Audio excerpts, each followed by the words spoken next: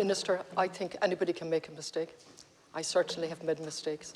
And it's how you handle those mistakes. And if we're looking for perfection in politicians, we're not going to get anyone to go forward. But it's how we deal with the mistakes when they're made, and the consequences of those mistakes is what's important, so that trust is restored. And I say that very conscious of tribunals in the past that have cost the taxpayer an absolute fortune. The last payment I saw for the flood tribunal and the Mahon tribunal was 143 million. And for the Moriarty, and the clue was in it, payments to politicians in the title, it was almost 70 million.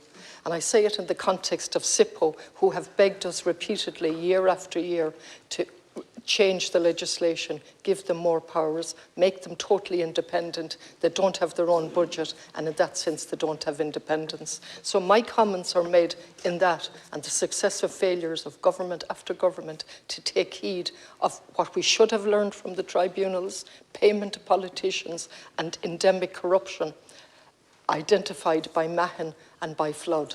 And then SIPO, year after year, being ignored. And then Minister McGrath in December announces that there's a review.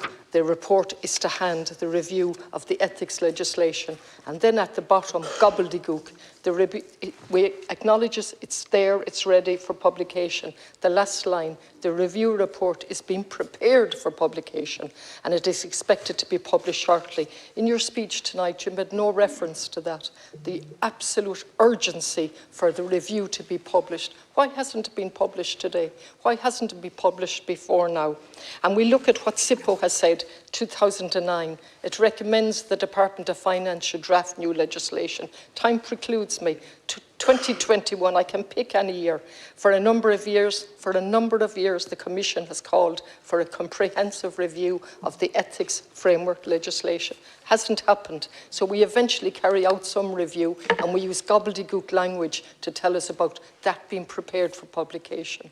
It is in that context that I stand up here tonight, not to point a finger. I leave that to SIPO to carry out an investigation in relation to the complaint that has been made. But SIPO couldn't carry out an investigation before that, and that in itself tells its story. So if we want to restore faith to politics, if we want to restore faith to the public discourse, then we have to be honest and make language mean something. We are not perfect. We all make mistakes.